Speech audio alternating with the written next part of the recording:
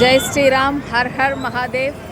இன்னைக்கு காலையிலேருந்து காஷியில் கங்கா ஸ்நானம், மணிகர்ணிகா ஸ்நானம் அப்படின்னு ஃபுல்லாக போயிட்டுருக்கு. இன்றைக்கி ஃபுல்லாகவே காஷியில் தான் இருக்கோம்.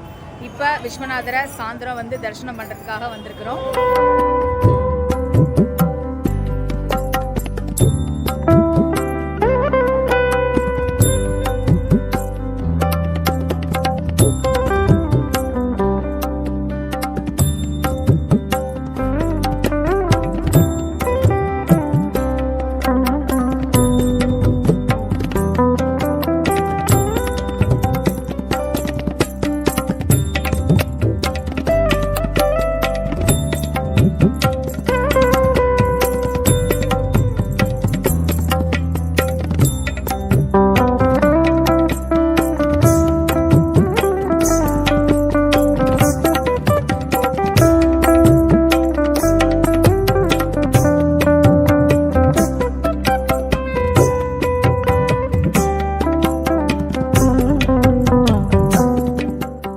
ஜெய் ஸ்ரீராம், கங்கா மையா கி ஜெய். கங்கா ஆரத்தி எல்லாம் பார்த்துட்டு நம்மளுடைய கெஸ்ட் எல்லாரும் சங்கல்பம் பண்ணியிருக்காங்க. நெய்வேத்தியம் பண்ணி அதுக்கான பிரசாதம் வாங்க போயிருக்காங்க. கங்கா ஆரத்தி முடிச்சுட்டு கங்காவில் இருக்கக்கூடிய தீபாரணை தொட்டு கும்புறதுக்காக அந்த மக்கள் எல்லாருமே க்யூவில் நிற்கிறாங்க. அங்கே பார்த்தீங்கன்னா தெரியும். இது ரொம்ப ஷார்ட் ட்ரிப்பு தான். 2 days ப்ரோக்ராம் தான். காஷி, அயோத்தி அந்த மாதிரி 3 days ப்ரோக்ராம் தான். இன்னைக்கு காலையிலேருந்து ஃபுல்லாகவே காஷியில் கங்கா ஸ்நானம், பித்ருக்கள் தர்ப்பணம், விஸ்வநாதர் தரிசனம் அப்படின்னு இருக்குது. இதை முடிச்சுட்டு தான் விசாலாட்சி அன்னபூர்த்தி தரிசனத்துக்கு போக போகிறோம். இன்னைக்கு ஸ்பர்ஷ் தர்ஷன் கிடைக்கல, நார்மல் தர்ஷன் தான். ஏதோ ஒரு லோக்கல் ஏதோ சம் ப்ராப்ளம்ன்றனால இன்னைக்கு எங்களுக்கு ஸ்பர்ஷ் தர்ஷன் கிடைக்கல. ஆனால் விஸ்வநாதரை தரிசனம் பண்ணிட்டு வந்தோம். இங்கே இப்போ கங்கையில் கங்கா ஆரத்தி பார்த்துட்டு இருக்கோம். ஜெய் ஸ்ரீராம், ஜெய் ஜெய் ஸ்ரீராம். விஸ்வநாதருடைய அக்கா, விஸ்வநாதருக்கு அக்கா. இந்த அம்மா வந்து என்ன பண்ணுறாங்க அப்படின்னா, விஸ்வநாதரை போய் எல்லாரும் தொட்டு தொட்டு அபிஷேகம் பண்ணி தொடுறாங்க இல்லையா, அது வந்து இந்த அம்மாவுக்கு வந்து பிடிக்கல.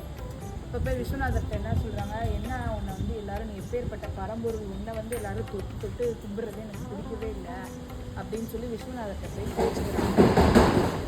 அப்போ விஸ்வநாதர் என்ன விஸ்வநாதர் கோவப்பட்டு, என்னை வந்து மக்கள் வந்து பாசமாக என்னோட பக்தர்கள் வந்து தொடுறது வந்து எனக்கு ரொம்ப மனசுக்கு விட்டு, என்னை தொடுறது உனக்கு பிடிக்கலன்னு சொன்ன காரணத்தினால காசு கொடுத்து ஒதுங்கி ஊரை விட்டு ஒதுங்கி இருக்குன்னு விஸ்வநாதர் கோவப்பட்டு இந்த அம்மாவை ஊரை விட்டு ஒதுக்கி வச்சுட்டாங்க.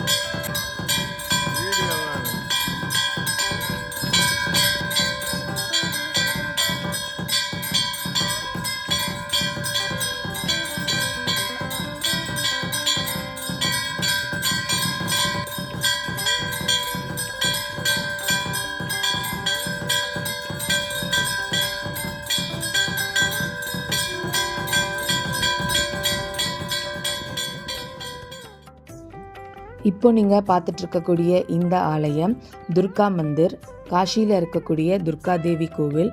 இதுவும் ஒரு சக்தி பீடம் அப்படின்னு சொல்கிறாங்க. இந்த ஆலயத்துக்குள்ளே ஒரு காலபைரவர் இருக்கிறாரு. லக்ஷ்மி, சரஸ்வதி அப்படின்னு எல்லா தெய்வங்களும் இந்த ஆலயத்துக்குள்ளே இருக்காங்க.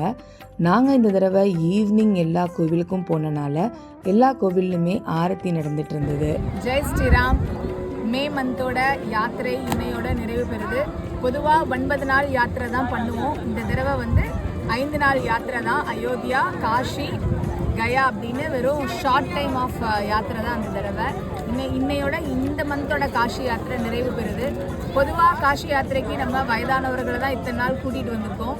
இந்த தடவை வந்து 2 வயது குழந்தையிலேருந்து 60 வயது ஆண்கள் வரைக்கும், டீனேஜ் 30 வயது 40 வயது அப்படின்னு எல்லா வயதினரும் கலந்து இந்த யாத்திரைக்கு வந்திருந்தாங்க. ரொம்பவே மனசுக்கு நிறைவாக இருந்தது.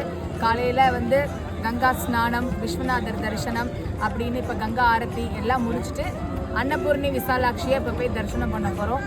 தொடர்ந்து மா கங்கா டூரிசத்தில் வரக்கூடிய வீடியோவை பார்த்து நீங்களும் யாத்திரைக்கு வந்து பலனடைங்க. ஜெய் ஸ்ரீராம், ஜெய் ஜெய் ஸ்ரீராம். கங்கா மையா கி ஜெய். ஹர் ஹர் மகாதேவ்.